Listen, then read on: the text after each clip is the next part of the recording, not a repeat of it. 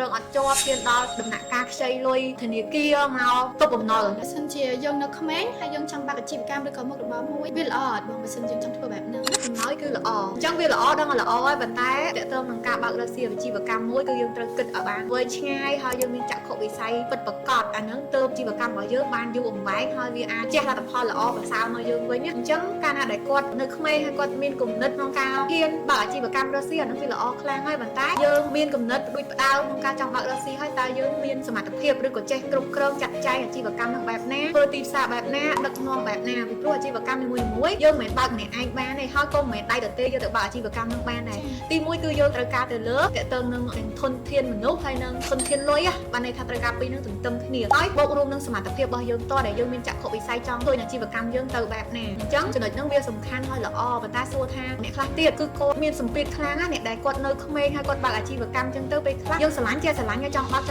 មកប្រើតាមគេប៉ុន្តែវាមានផលវិបាកឧទាហរណ៍ថាដើមទុនឬក៏ប្រាក់ចំណូលវាតិចចំណាយច្រើនជាងចំណូលយើងគ្រប់គ្រងអត់ជាប់ឈានដល់ដំណាក់កាលខ្ចីលុយធនាគារមកទុកបំណុលមិនមែនចៃធនាគារមករកស៊ីទេស្មើនឹងមកទុកបំណុលអញ្ចឹងអាហ្នឹងវាធ្វើឲ្យបំណុលយើងវាអត់ល្អហើយការរកស៊ីរបស់យើងវាកាន់តែយ៉ាប់ទៅ